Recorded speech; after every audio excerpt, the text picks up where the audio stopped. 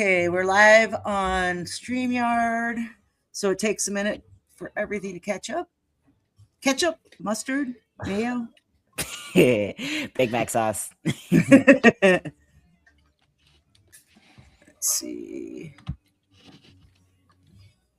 All right, you're live, Tig. I am very much live. You are Yay. live. Oh, let me hit play.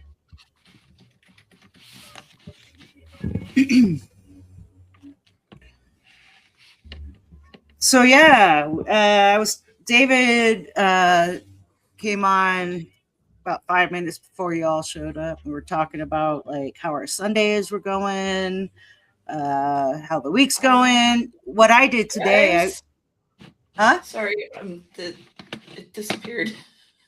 What's that? The StreamYard thing. I can't see. You're on it. You're just frozen. Yeah, Okay. it's like booting up back. slow. Yeah. I'll come back. There you. Oh, okay.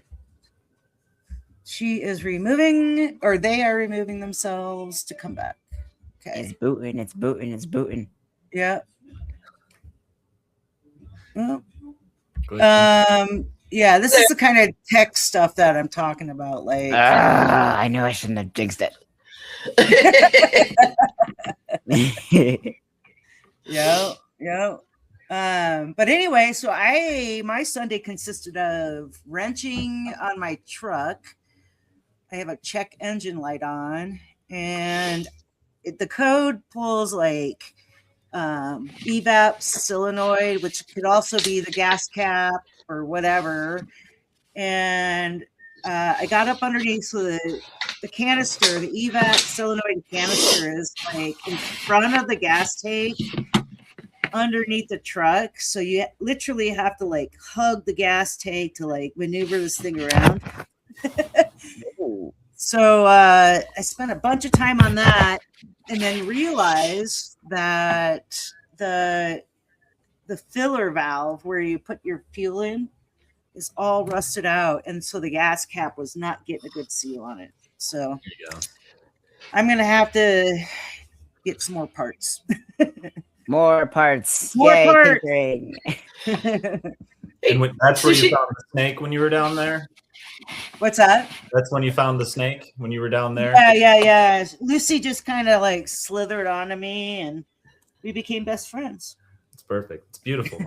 Aww. She's so sweet. Look at her. She's just too sweet to hurt anyone unless it's something she wants to eat. But Well, she's like, she loves to be handled. I have two.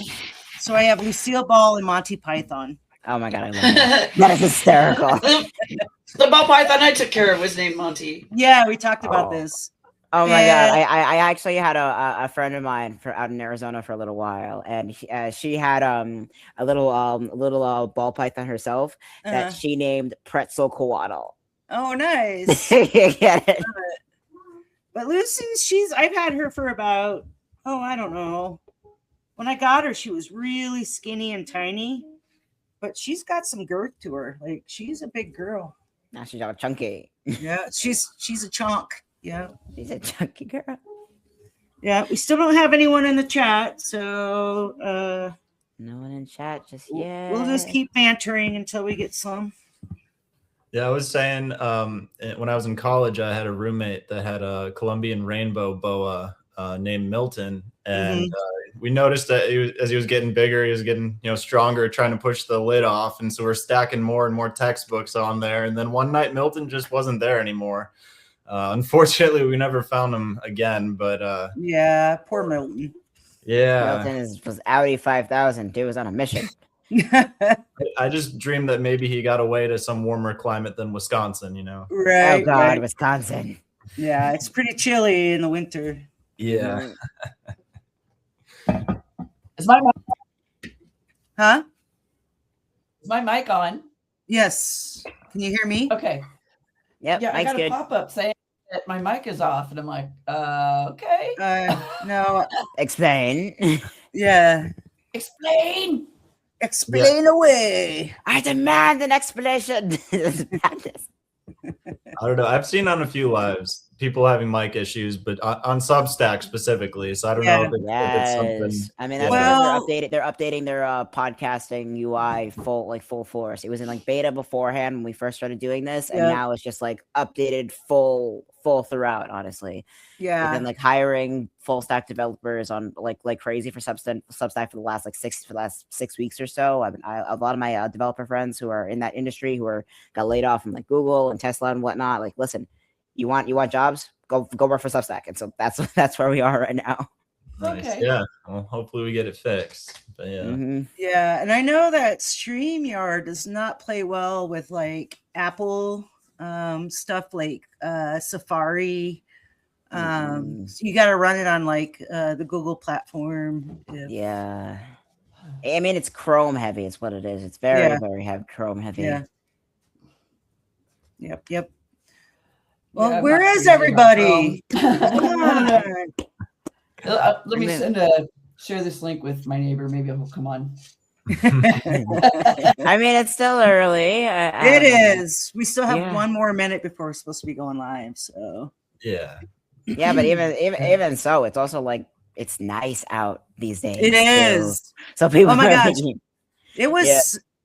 Today was the first day. We've had some really like hard freeze weather in Utah. And today it was 70 degrees and beautiful. It was nice. I spent most of my day outside and wrenching on the truck. Yeah, we're working with like 80 degrees. I'm in Southern California, a little bit inland, but nice.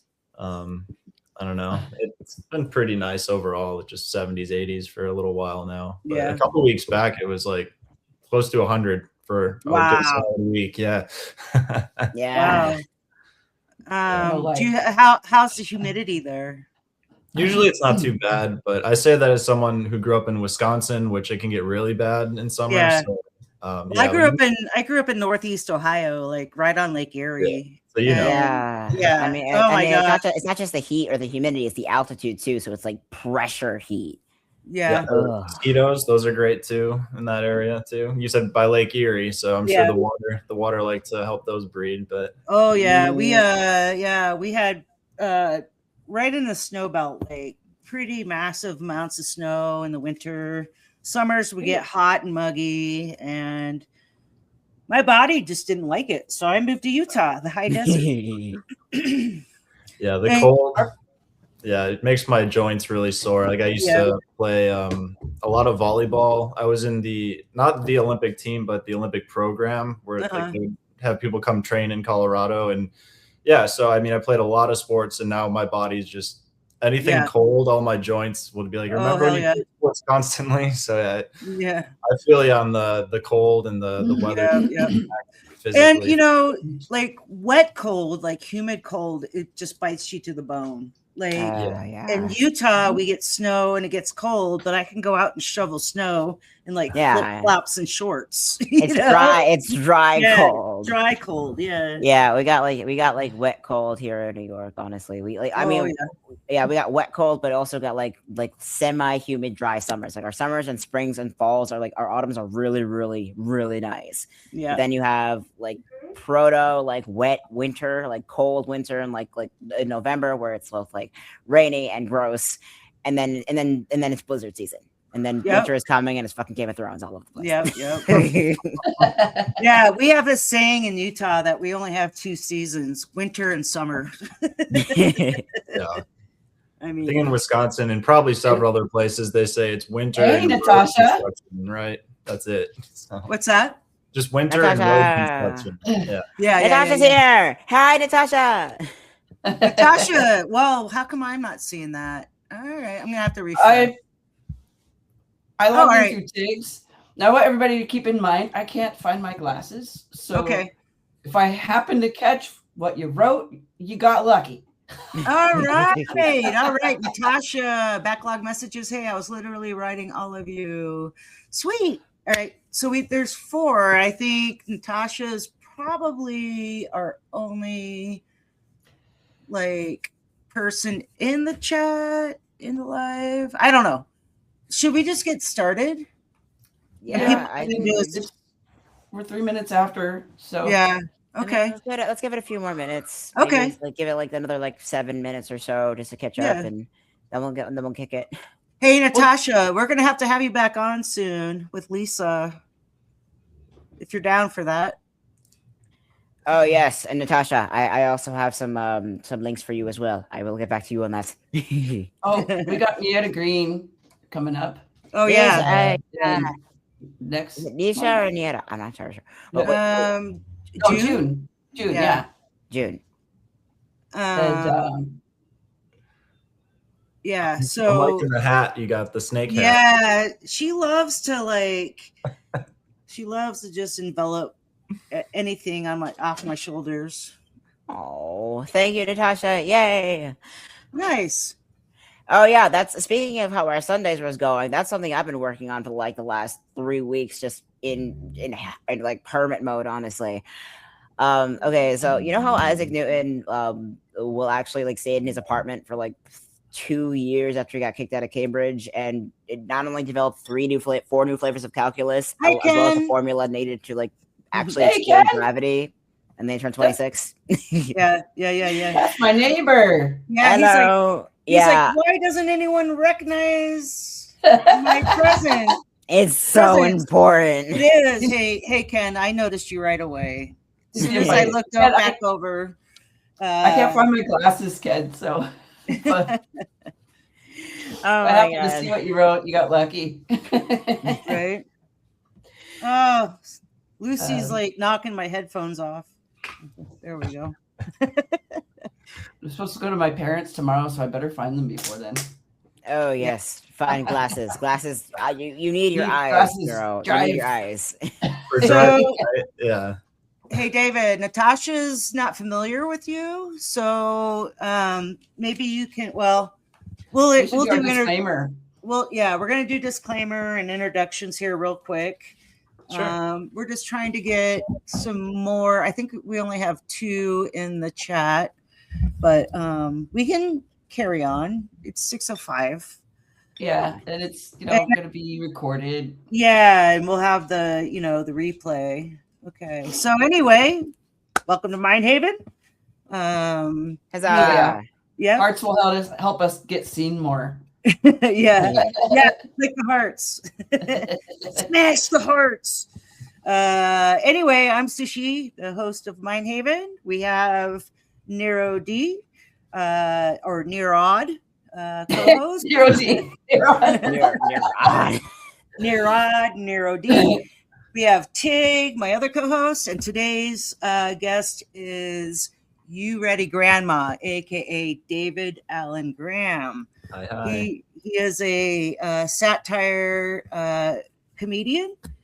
And so, Tig, let's go ahead with the disclaimer, and then we'll get on to David kind of letting the chat know who he is and what he's all about. All right, that's my cue. Yep. Hello, everyone. Mindhaven is a podcast and weekly roundtable discussion that provides a safe space for real mental health conversations by people with lived experience. We are not trained professionals. We discuss our stories and current events and build community and solidarity. If you need to speak professional, don't be afraid to look in the tab below or call or text 988.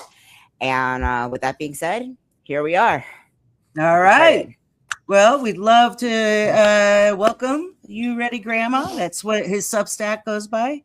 Why don't you go ahead and introduce yourself and talk about your past history with comedy? And yeah, sure. So like you said, I'm David Allen Graham. Basically, I've been writing satire for, it's got to be about 20 years now.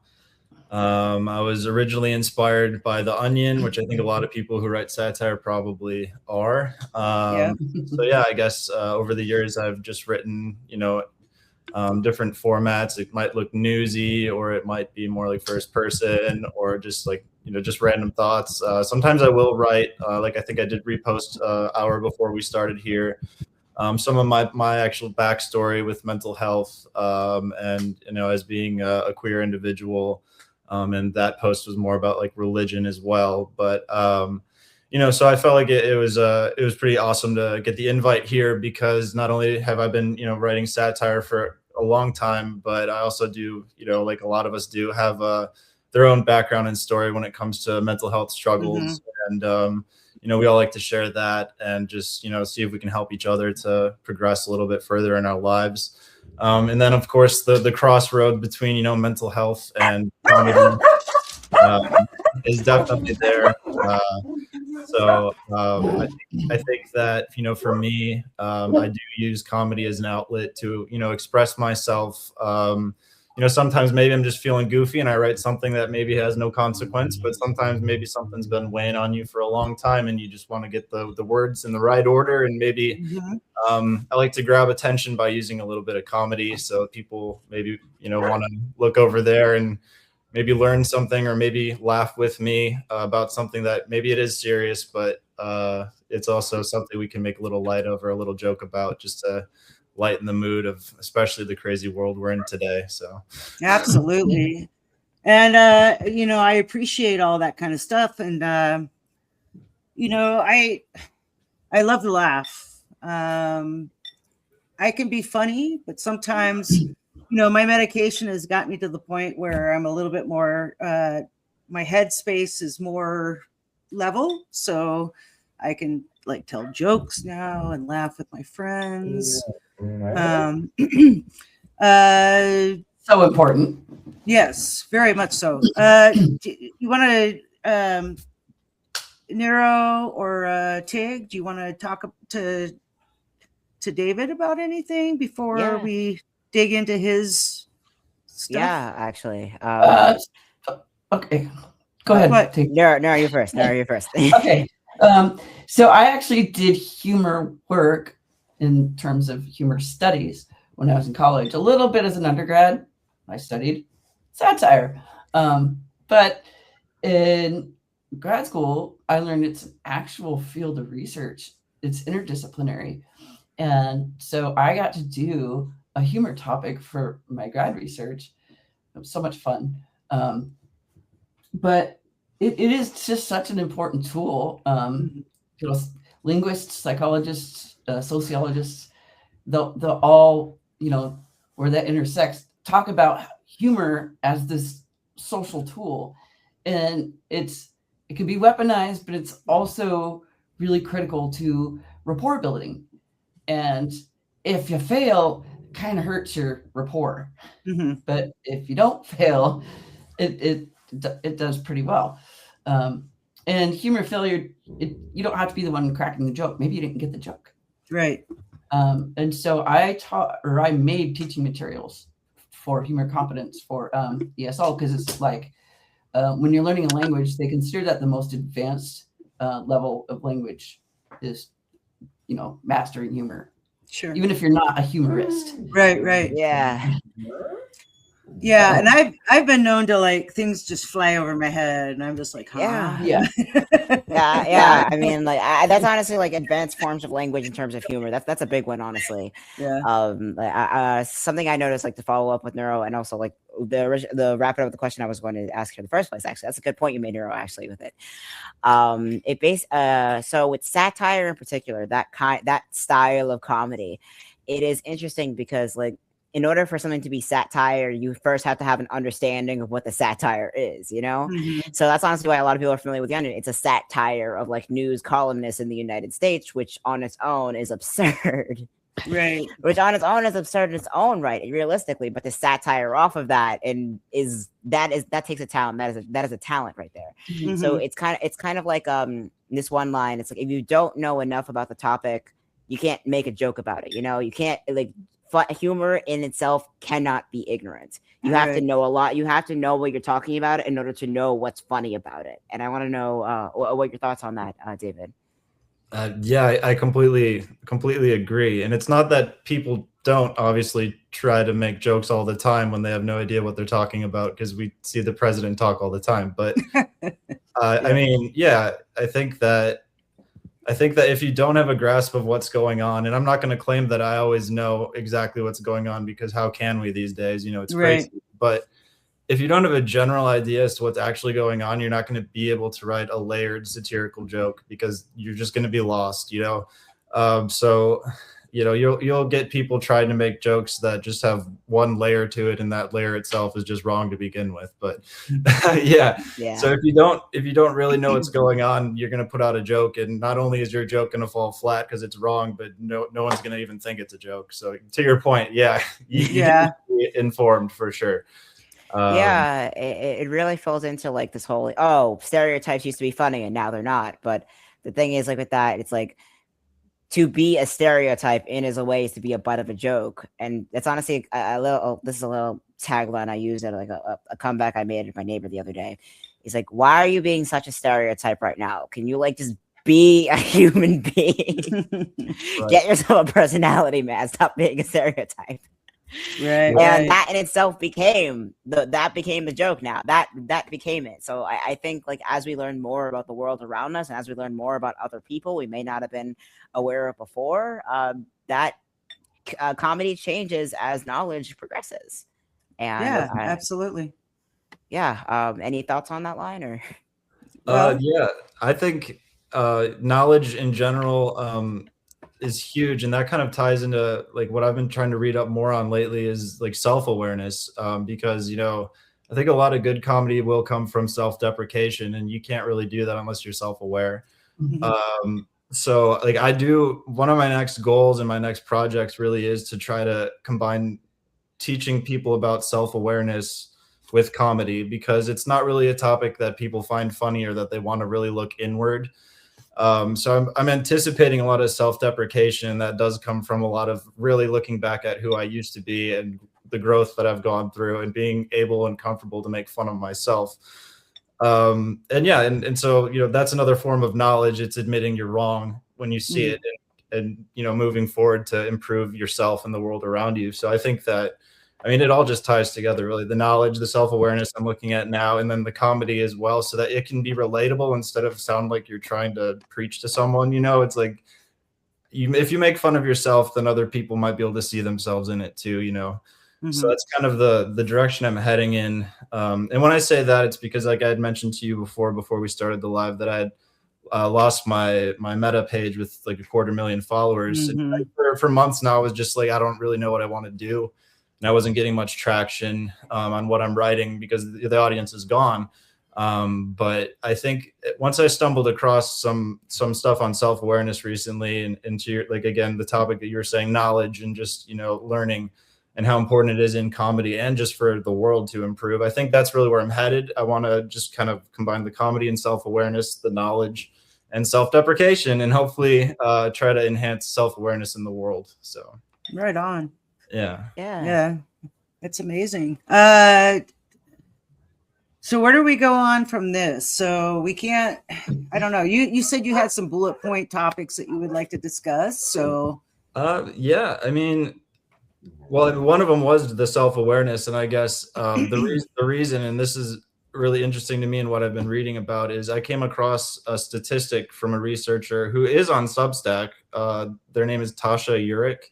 And their research found that approximately 10 to 15% of humans are actually self-aware. Like, and not very many. It's that's a lot to unpack, right? That is a realistically painfully low number. Yeah. Wow. And when I read that, I was just like, aha, because I don't know how to describe it other than almost my entire life I've just felt like I lived in the Twilight Zone. I was like, something's off, but I don't know what it is. Like, people say they mean these good things, they say they're going to do things, but then why does the world look this way? It has to do with self-awareness from what I'm reading. Now, I'm not going to claim to be an expert on it, and that's why I'm doing tons of research before I launch this next project. I don't know, maybe it'll be 6 months, a year from now. I don't want to just jump in and start preaching, but it blew my mind because it confirmed for me, I do live in a kind of Twilight Zone. We all do. And self-awareness isn't a switch that you flip on and you flip off. We have different levels of it. We grow, we learn. There's different types of people. There's introspective people. There's people that ruminate. We're all different. So I have to learn a lot and unpack a lot, but I do feel like the root of a lot of our problems just comes from this lack of self-awareness. So greed, anything. because we like to look at what we want and justify taking it afterwards, and it's an interesting thing that I'm reading about. So right. that was one bullet. So yeah, and to that point, David, like I was diagnosed in December with bipolar, and once I was diagnosed, and I've been working hard with my therapist and psychologist and got the proper meds. You talk about the self-awareness. Once I had that diagnosis, like everything made sense. You know what I mean? Like, so now I'm getting more self-aware about my behaviors, about, I'm 55, a menopausal woman, and it's like, so my life is like, I'm way more self-aware of who I am now.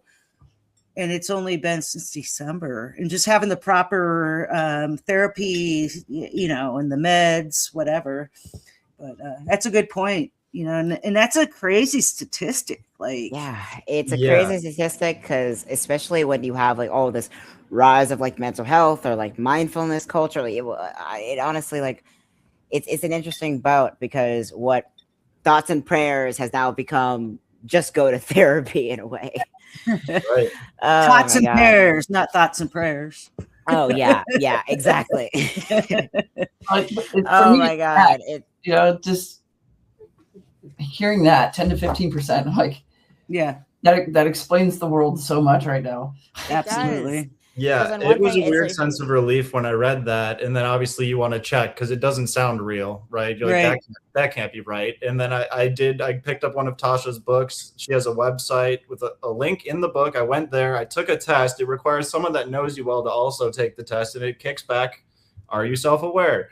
It says I am, but am I convinced yet? I don't know. I'm going to keep working. And then, like I said, there's different levels. There's always things to improve on. I'm always having aha moments, little gems.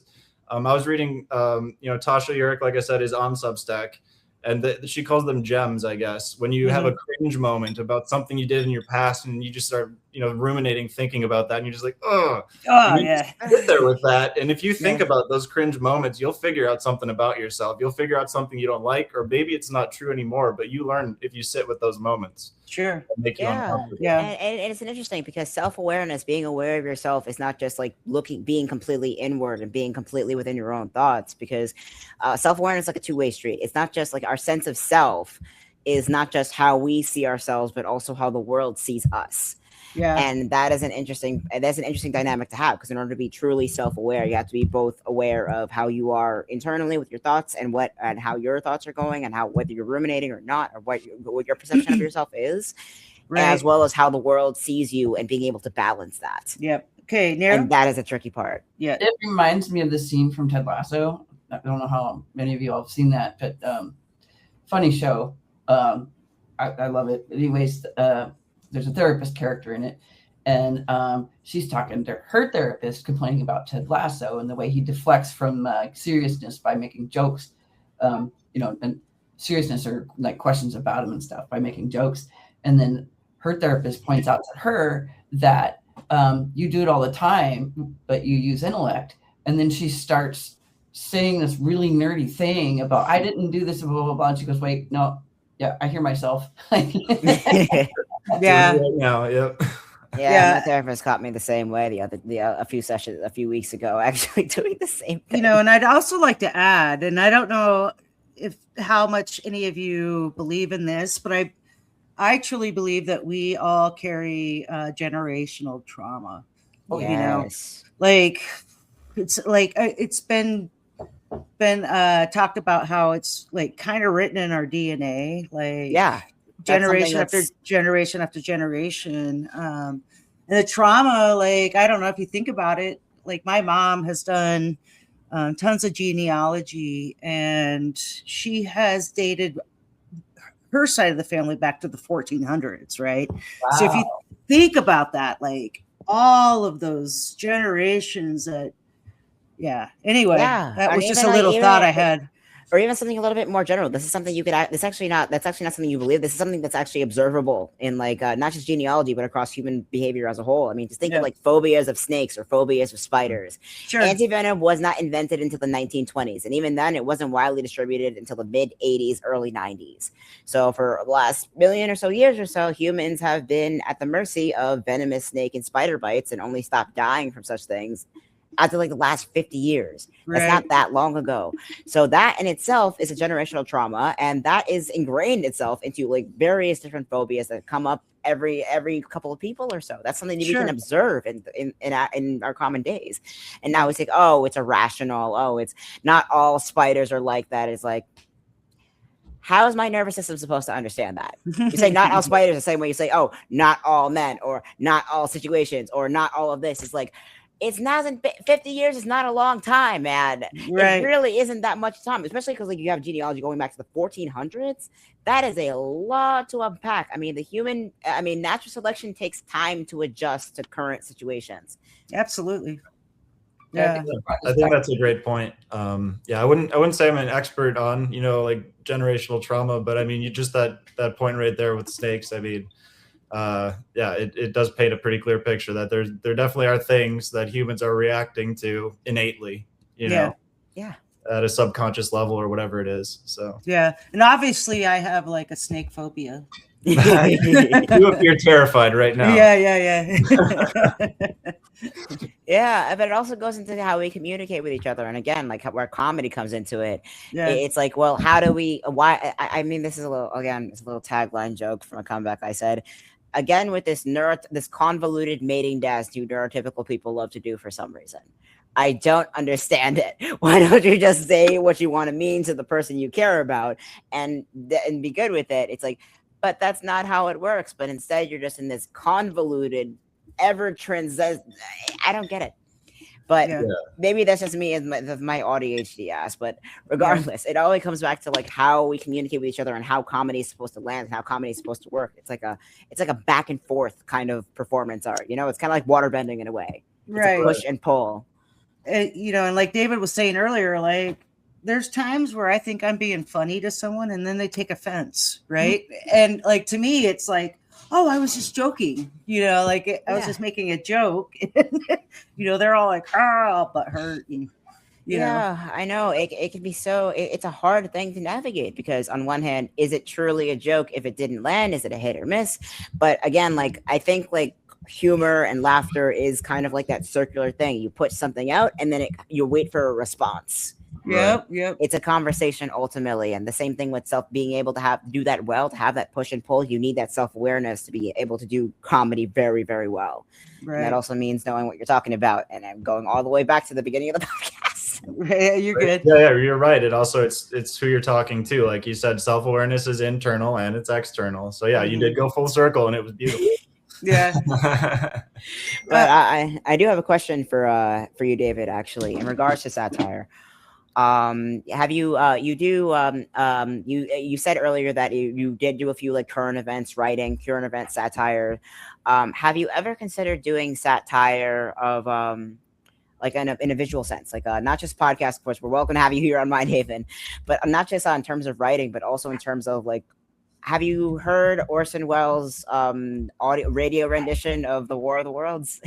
Yeah, a long time ago. I remember when I learned about that, I was pretty fascinated. And honestly, those kind of things, they do attract me. So I think that maybe that, the satire, the jokes, or, it's always been kind of inside of me. So I think that those things are entertaining as hell.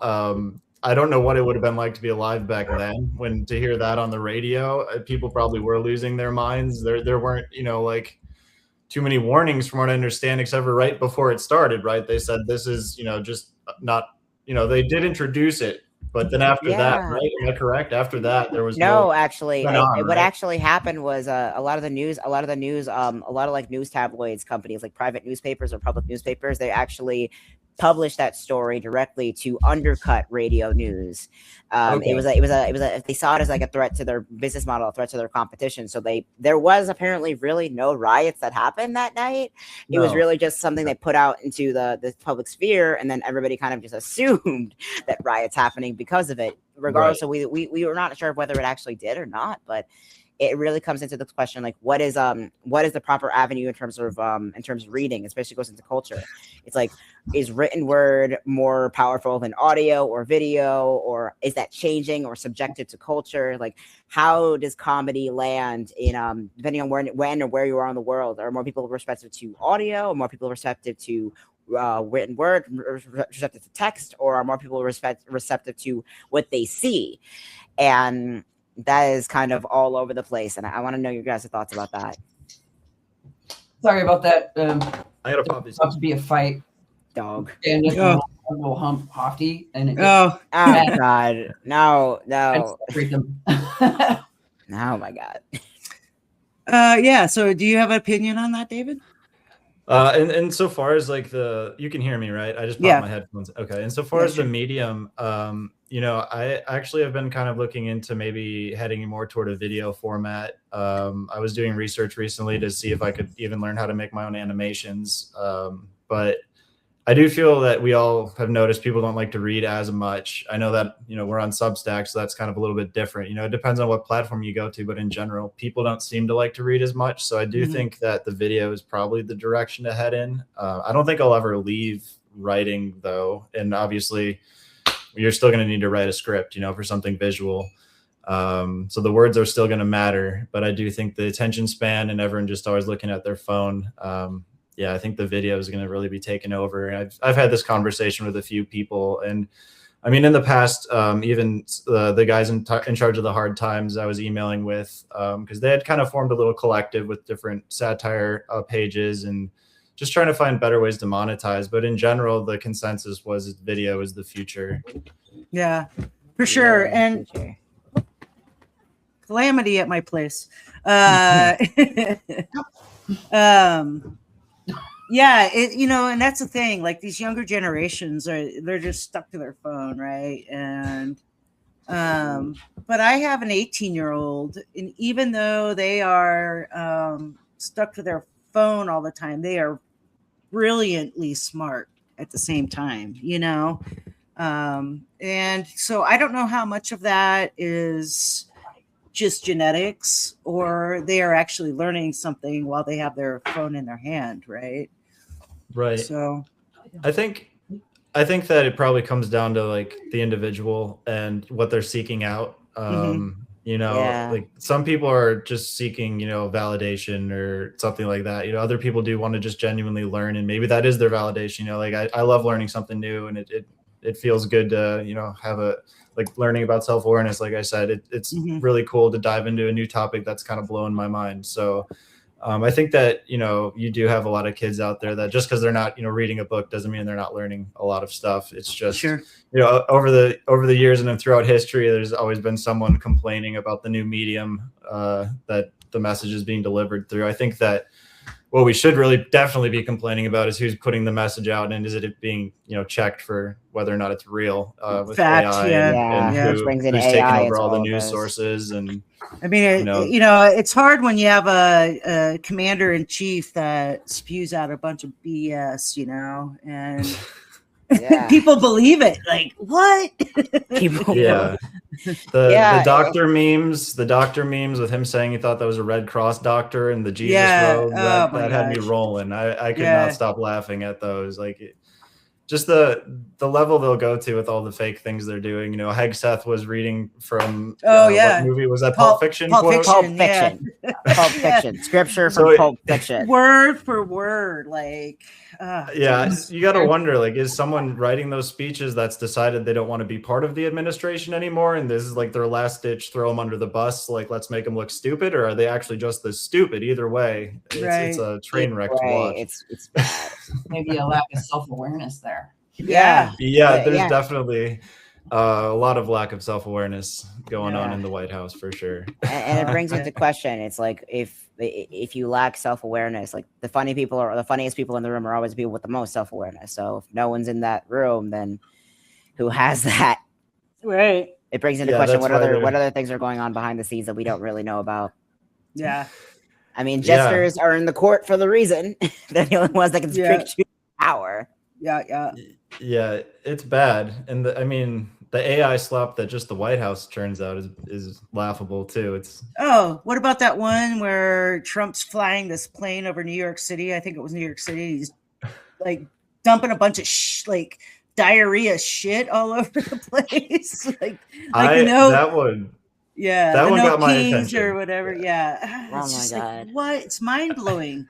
I re-edited that video that when he put that out because I thought it was perfect to end it with a diaper commercial, like the caption at the end. So I posted it on Substack actually. Maybe I'll go after we're done here. I'll post it again. Yeah. But yeah, I just edited it so it was his video, but at the end it made it very clear that he needed these diapers and it was a diaper commercial. That's why the excrement was dropping from his little vehicle. So yeah. I'll have to go back and check that out. Yeah, I mean, it also goes into like, well, it also falls into like propaganda, being able to seek what is like, have that critical thinking skills, like having that, being able to decipher what is real based on not just what you've learned in the past, but also what you're learning currently. It's that 10-15% lack of self-awareness. I'm scared to find out what the critical thinking rate, if that is. Sure. Yeah, I mean, from what I understand, it's mostly some people straight up are in denial, but a lot of people will in the back of their head know what they're doing doesn't match what they say their morals are, but they still do it anyway. So there's a lot of people that are just genuinely miserable, that might on the outside look like they're fine, but on the inside they just are not happy with who they are because they're denying themselves to be their true selves, really. Right. So they've got that nagging voice in their head telling them they're a fake because their actions don't align with what they're doing. So and it can vary. It can be anything from your neighbor that says they didn't vote for Trump, but they actually definitely did, or it could just be a friend that says they're a friend, but they just use you whenever they can and they know they're doing it. So who knows? Yeah. or the friend that kind of looks at what you're doing and how much progress you're making and said, "Oh, I'm happy for you." Meanwhile, they hate you with everything they have. Yeah, it's an interesting paradox because like jealousy is hating someone you aspire to become. Right. Make it make sense. Yeah. Right. Yeah. And that's actually, I just started reading more about self-awareness and jealousy yesterday. So I'm not going to act like an expert on that one yet, but I am definitely very interested in that too. The mechanism behind that thought process, especially when it's people you're supposed to love and be close with and be rooting for, why would you feel that way? So, yeah. But also, just like, a lot to unpack. You could just go out and get it if you want that for yourself, Yep. Yeah, it's hard to find the motivation sometimes, but at the same time, you can't just be jealous. But I've tried to put like, I don't know, I don't tend to be a jealous person, and of course I'm human and I've had my jealous moments, but I've also found that like if you can put all that aside, you're a much happier person, because when you're jealous, like your brain's just like constantly going, what are they thinking about me? Or, why, it's not healthy. It's not. Honestly, empathy helps. What's that? Happy empathy. Happy empathy. Yeah. Talk about empathy a lot. And most of the time we're talking about like the hard stuff, like sadness and grief and things like that. We like happy empathy.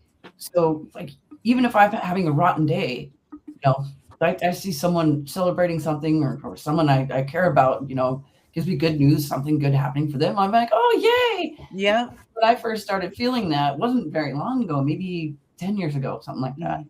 It was kind of magical. But yeah, it really does. It did affect, like, I wasn't so jealous anymore either. Right.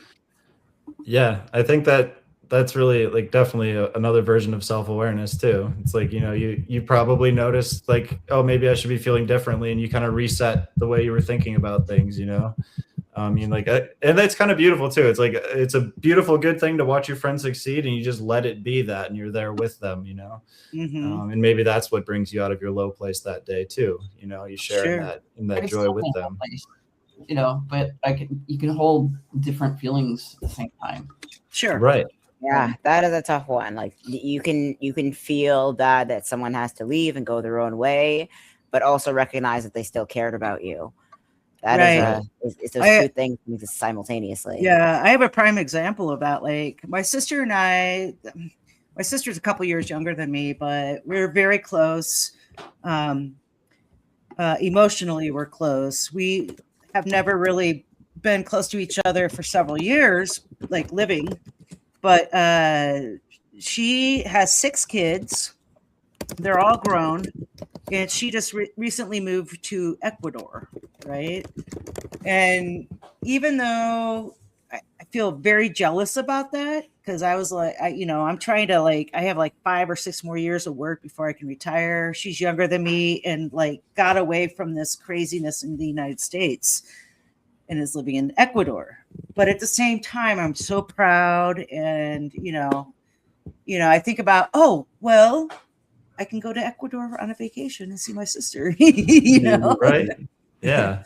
But it's that kind of balance, Yeah, I think you both just brought up a good point. It's being able to recognize maybe it's more than one emotion at a time, and you label those. And this is something I was just reading about with self-awareness. If you feel like a feeling or even more than one coming on, label that feeling, realize what it is, and then think about, why do I feel this way? And what's the most logical, helpful next step forward? If you can instead of just knee-jerk react to everything, if you can label a feeling and then move forward logically, you tend to have a lot better success with other people in your life. So oh yeah, absolutely. Mr. Rogers type shit.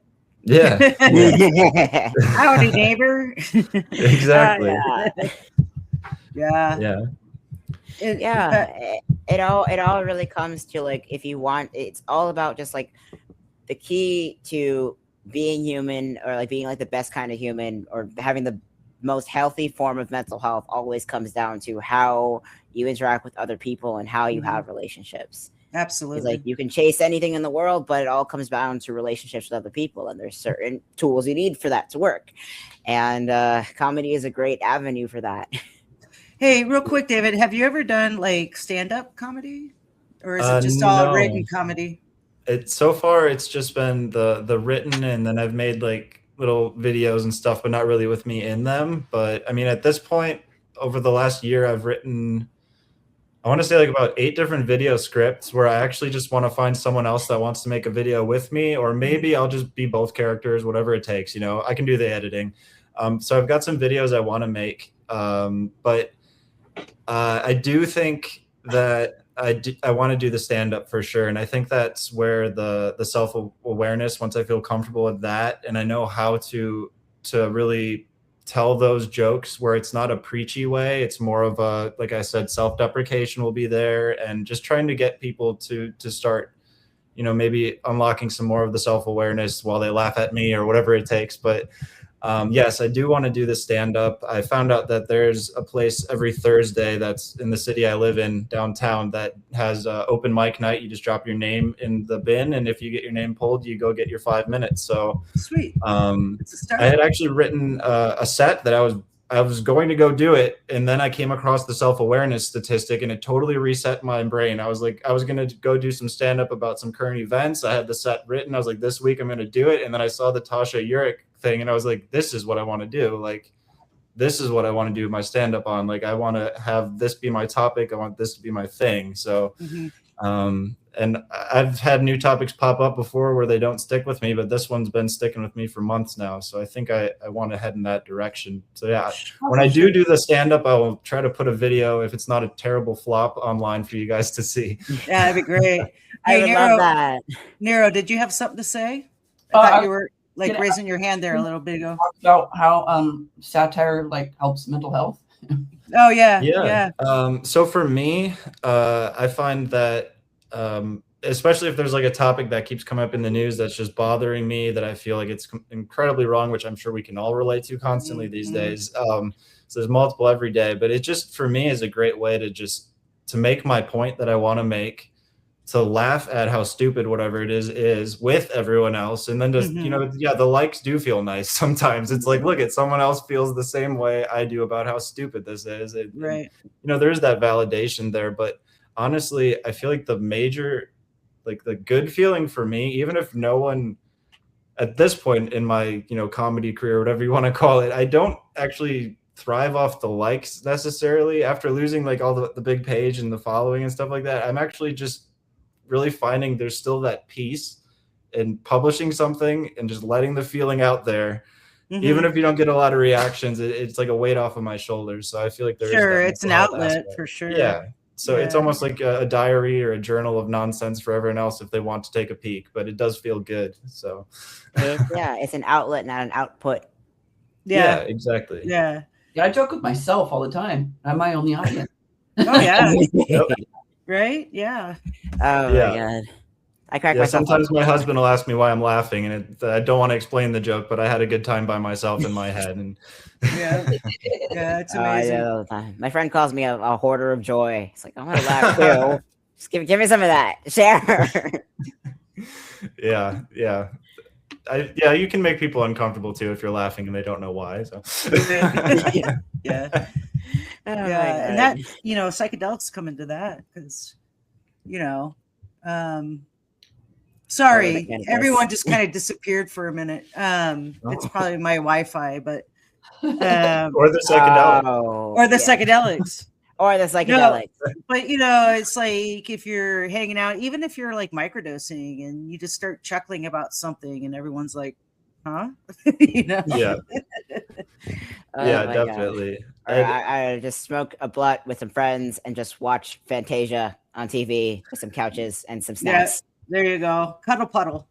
Yes, I love a cuddle puddle. Yeah, You start I'm a big this fan of cuddling. nonsensical argument about why they skipped the snow globe scenes in Fantasia when that's not geologically accurate. Right?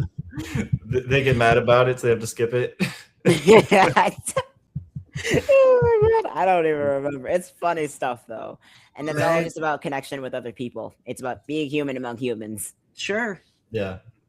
Sure. And Yeah. I think about all those, like, the 80s was really good for satirical films, with Rob Reiner and I had his Robin name, Mel Brooks. And, it's those kind of movies where you watch them so many times, you still use some of the lines from the movies, And Bring the out younger, your dad, yeah, bring out your dad. I'm not quite dead yet.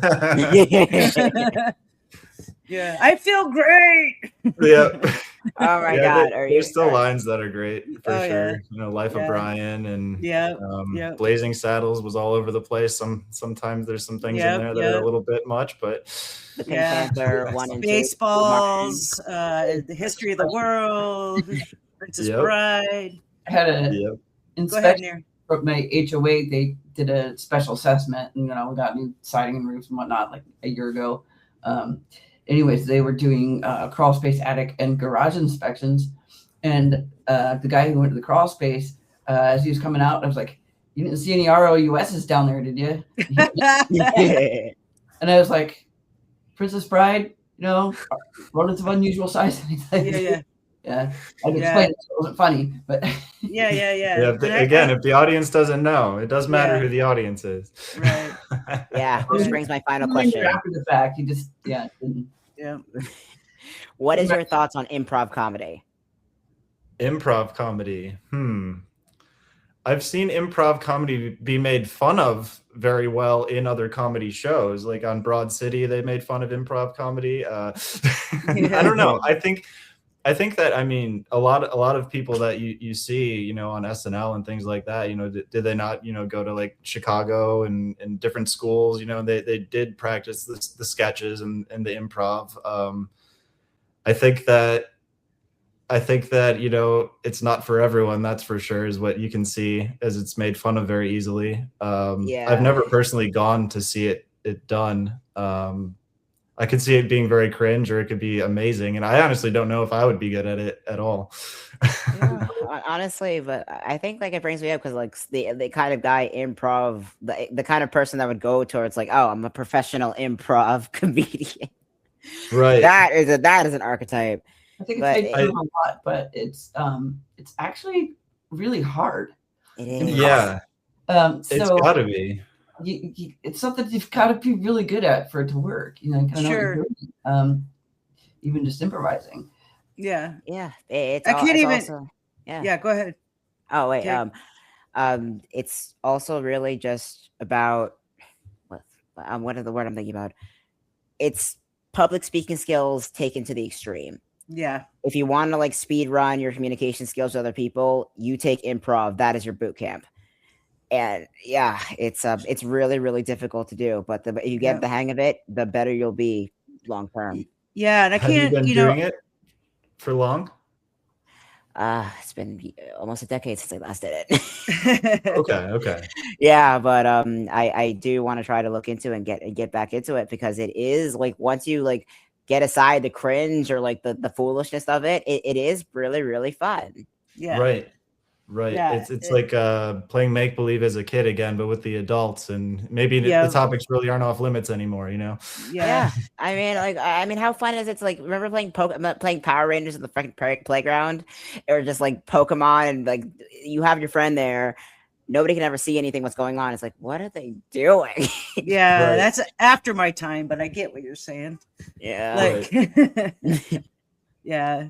And I can't think of, off the top of my head, some of these stand-up comedians, improv kind of guys, but they can be rude and crude, with the audience. Right. But it's still comical, like Yeah. the audience doesn't get offended, huh? There's a fine line with that too. Yeah. Like, I will not do roast joking. I'm terrible at it. Yeah. It just pisses people off. Yeah. Yeah. Right. So we have about 10 more minutes. David, is there anything else you would like to touch on?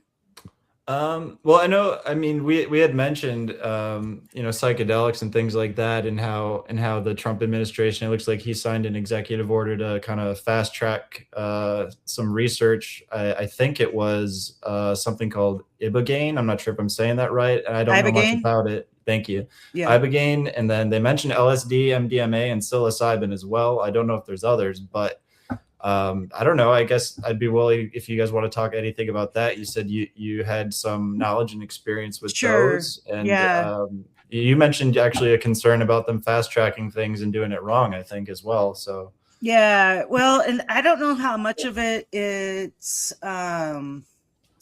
like he wants to do this. I think it's trying to get popularity. Right. Personally, like, that's my thought on why he's doing this. Because, they are, the GOP, very conservative. His followers are very conservative, and his ratings are tanking. So, maybe throw out something for the liberals. Like, you know what I'm saying? Like, I could be totally wrong, but that's just my thought on it. Yeah, it's kind of the opposite of what RFK Jr. was set out to do. Right. First talking about Maha and whatnot. He wanted, any kind of like psych medications and whatnot eliminated, and his idea was like a farming camp. Work camps. Yep. Yeah, that's crazy. That's what it is. It's work camps. That's what he wanted. All right. So Natasha's saying, I got to go back. Just wrote an article about this. I have bad feelings about the purpose of Trump fast tracking. Exactly, Natasha. And I believe it'll be used in prisons and concentration camps. Yes, they're going to experiment on disabled people and people in camps. That's why we have to pause, because this is suspicious, of course. And that's kind of my feeling too. Yeah, it's a little bit strange because, it was the Reagans who put the war on drugs in the first place, which is, the GOP, and really Ronald was how we got to where we are anyway. Yeah, it was mainly just a ploy to crack down on the back of house operations of union and civil rights movements at the time. Yeah, but it's interesting. So go ahead, Nero. I thought you were. But yeah, I am, like I was telling David before y'all joined, I am a huge advocate of psychedelics. I am very experienced myself, and know exactly how well they help. My daughter just arrived, so pardon the dog barks. Anyway, yeah, I think it's very important, but I do believe, like Natasha was saying, that I don't think that Trump has the best interest in the fast tracking of the psychedelic experimentation.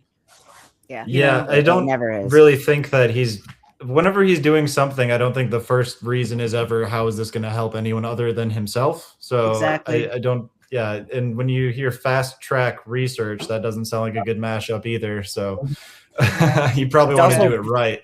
It's also very rarely him making these decisions. It's really the people behind him that kind of use him as a proxy that scares the crap out of me. Right. Natasha's asking how knowledgeable you are about ibogaine. I'm pretty familiar with ibogaine, and it's kind of in the same ayahuasca family. Oh yeah. Ibogaine's more, I think, comes from Africa, where ayahuasca comes from the jungle. But it's definitely people that I've never done it myself, but the studies that I have read up on, it's to help with like addictions to like opioids or like heroin, some major addictions, and it like rewires your brain, I guess is the best way to put it. Yeah, it looks like the experience on that particular drug is 18 to 36 hours. It's saying a multi-phase psychedelic experience. So it looks like that lasts longer than all the other ones we were talking about. Yeah, it's along the same lines of ayahuasca, and that's a heavy hitter. That is it is. You have to be very mentally prepared. There's lots of vomiting before, and have a medic on site. Yeah, have a medic on site. And then there's Bufo, the frog medicine that's been used in ancient civilizations for years. Yeah, it's a tricky one because on one hand you have this knowledge, you have these benefits. On the other hand, the infrastructure is not there to research and implement these benefits fully. It's like you can't crack down on research and be able to not look into it at all, but at the same time, you can't just let it go wild and unregulated, because that's how people get hurt.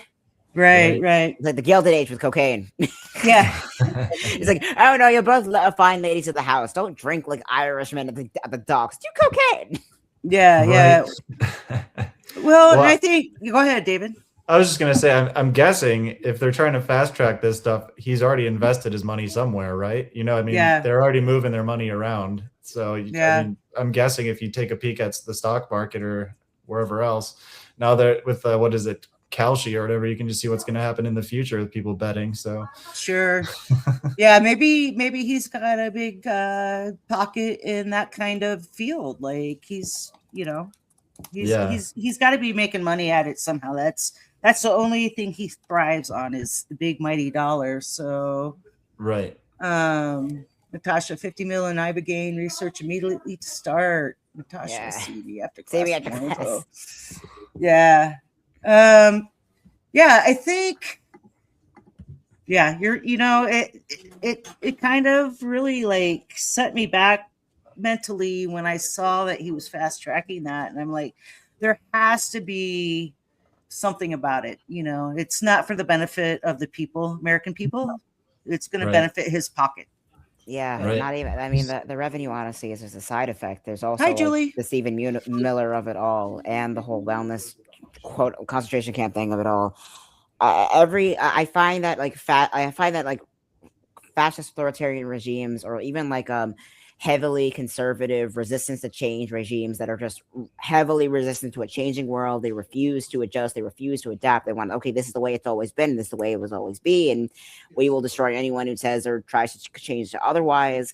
I find that they will always turn to the fields of psychiatry and psychology or pharmaceuticals or medicine to justify their resistance to change. Right. Yeah, they will always do that, and that's something. And anytime you have like that, it's always something like that. Yeah. All right. Sorry, I got my snake taking my headphones off. So you got her.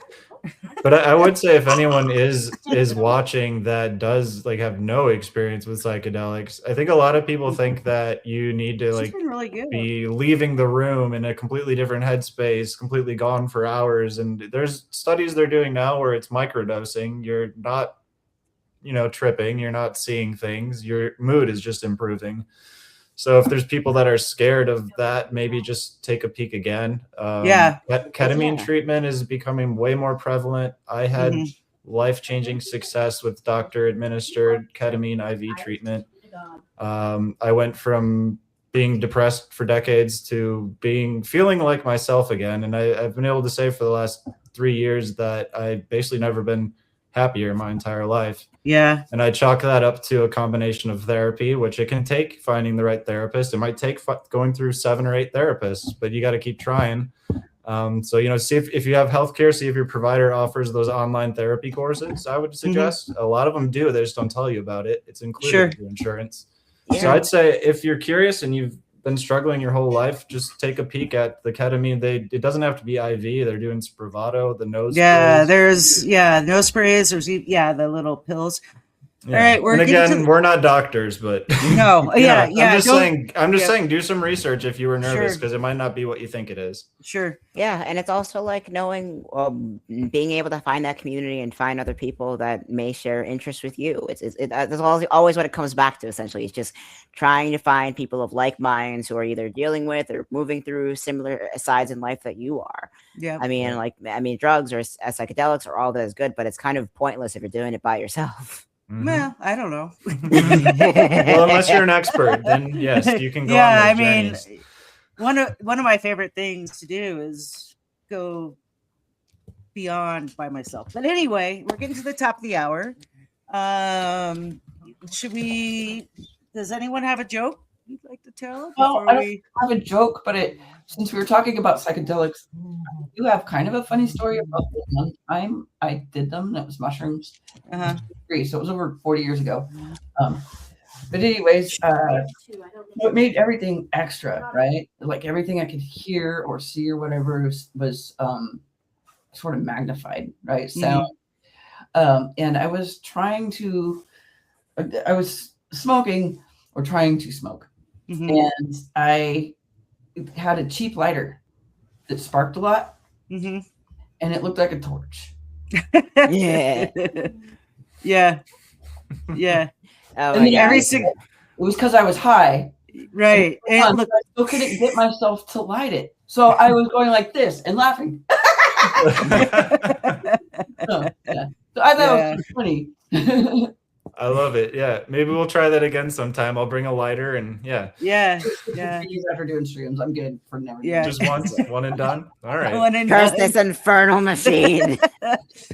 Well, don't come hang out with me because, anyway. Jen, maybe you and I sometime we can hang out. Totally.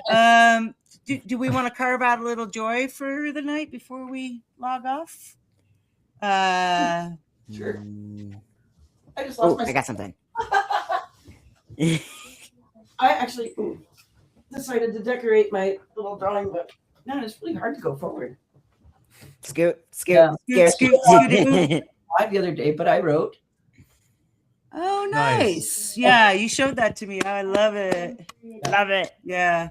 So, we've been trying to do this in the last couple podcasts, just as we end, just because we do talk about some heavy shit, at the end, just kind of like think about something during the week that brought you some joy and share it.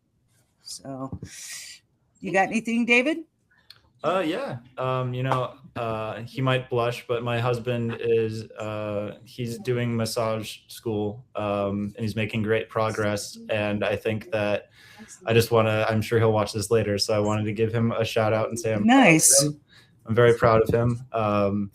It's a great thing he's doing. He wants to hopefully work with, cancer patients and help people feel better with massage therapy. Awesome. So I just thought that's a beautiful thing and a worthy, endeavor and job to look forward to hopefully having for him. And I'm proud of him. So yeah, right on. I love that. What about you, Tig? You got anything? Oh, something that went something that brought me a lot of joy this week. What was it? I I actually finalized a solid database I've been working on for a long time. It's separate from the brain fertilizer, but it's like I decided to make my own plots and schemes database from A to Y and then Z, like Plan Z from like from SpongeBob, like the SpongeBob joke. It's like it's evil, it's diabolical, it's lemon scented. I designed my own version of it, of basically Nice. projects that I want to achieve in my life and things that I want to do. Right So on. that was That's a fun awesome. thing. Yeah. Are you gonna I'm be able trying- to share any of that with us? Yeah, it's gonna be all posted to my website by the end of the night. So Woo, woo. Okay. yeah, so you'll be able to, if you go to my profile on Substack, you'll be able to see a link to Tegologyverse.com that has the brain fertilizer wiki, as well as all my links and stuff like that. Substack, as well as the new A to Z plots and schemes database that'll be up by tonight. So yay! Sweet. Awesome. Loving Very it. cool. Yep. I'll definitely take a peek. The only thing I can say is, because it's the same thing I said last week on our episode, is that my kiddo's back in my life. That's my joy, and they're here hanging out with me tonight. Gonna have some dinner. That's awesome. Yeah. Yay! So, yeah. All right. Well, yay! I heard them say yay. yeah. So we like to debrief after we end the live stream, David. So if you want to stick around, want to say thank you to everyone in the chat. Thanks for joining us. Much Thank love, you. and we shall see you next week. Okay. Yep. Yay! Yay. Hang tight, y'all.